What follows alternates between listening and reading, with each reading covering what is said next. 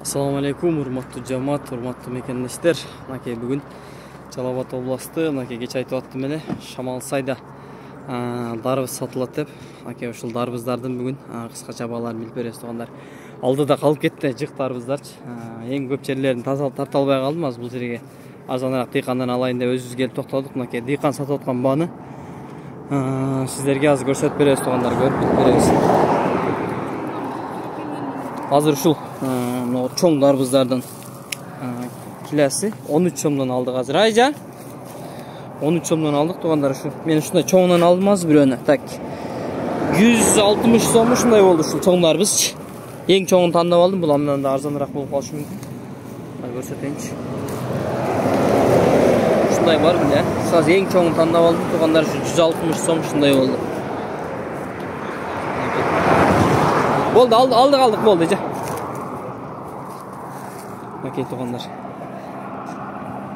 Шамалсай дарбыздын кени кула кааласа. 13 сомдон ушул жерде штуктап сатылат. Штуктарын жаап коюш керек, булар күн тийсе, эртерээк айнып калышы мүмкүн, сатылып бүткөнгө чейин. Эже кичинекайларын арзаныраак кылып бересизби? Айже, кичинекайларын арзаныраак кылып бересиз да? Ошондой эле арзан кылып койдум. Ошо тегиз эле 13төн ба? Тегиз эле. Тегиз эле 13 сомдон, мынакей. Килограммы тегиз 13 сомдон экен. Болду. Эже дыйкансыз да? Таза дыйкан. Оптум канчадан кетти ат?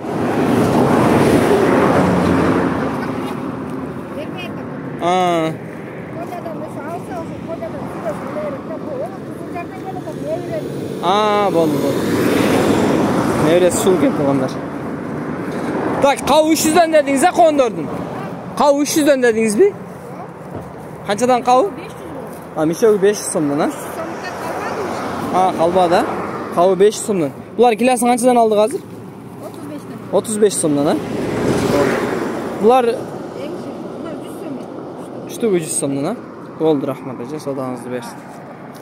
Мынакей туугандар, Ош Бишкек трасса. Кудай кааласа дарбызды оптум алам дегендер Шамалсайга келе бересиңер туугандар. Негизи кайнап аткан жери Кызылжар деген айыл бар бул жакта. Дал ошол жагында. Кеттик, кудай кааласа. Зейт. Дажылас бияга.